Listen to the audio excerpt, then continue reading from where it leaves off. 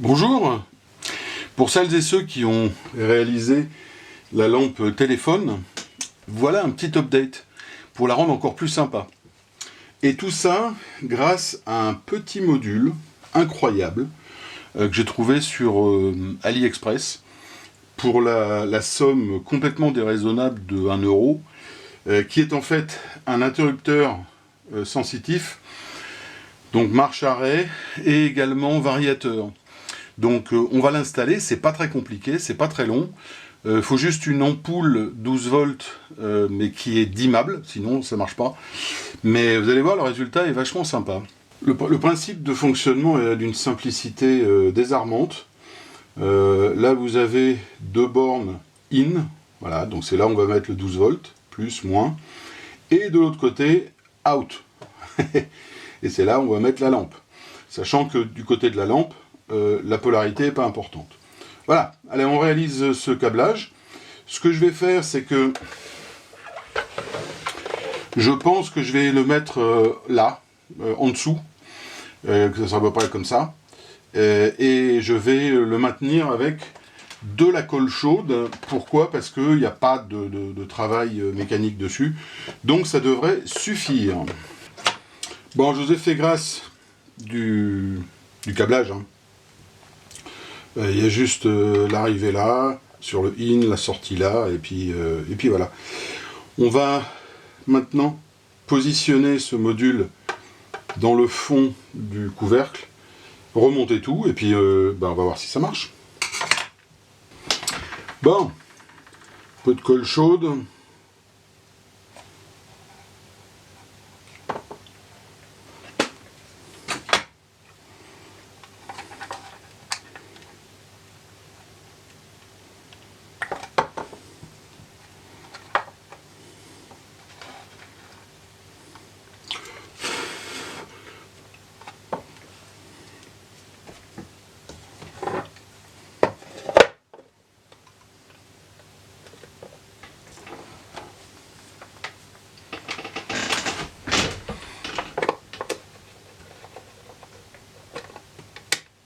Allez, on essaie.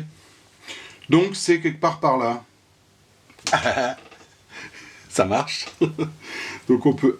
Jour, nuit, jour, nuit. Et si on laisse appuyer... Ah bah ouais. Ça modifie la luminosité. Et si on reste appuyé, ça... Génial.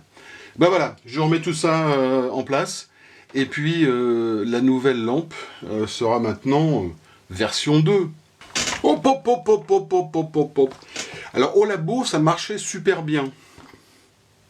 Puis quand j'ai branché ça avec le chargeur classique, bah ça s'allumait, mais ça marchait plus. Bon, en fait, le problème c'est que ces trucs-là, pas chers, là, ça donne du 12 volts, certes, mais vraiment merdique, avec plein de variations, donc c'est vraiment pas terrible.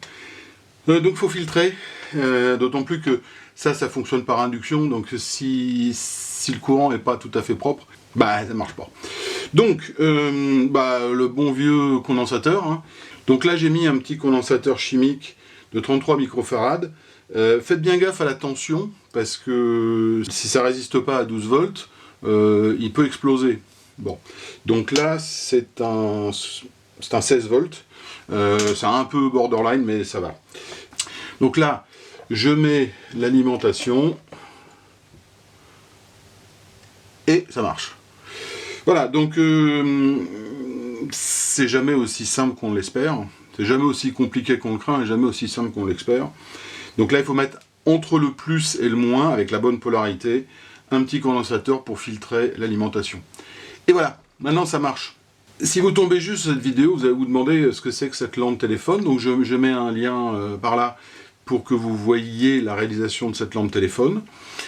Si ça continue de vous intéresser, eh ben, écoutez, un petit like, un petit abonnement si ce n'est pas déjà fait, une petite cloche pour être tenu au courant de ce que je fais. Et puis si vous considérez que mon travail vaut la peine, n'hésitez pas, un petit coup sur ma page Tipeee, dont les coordonnées sont en commentaire. Ça me fera plaisir. À très bientôt.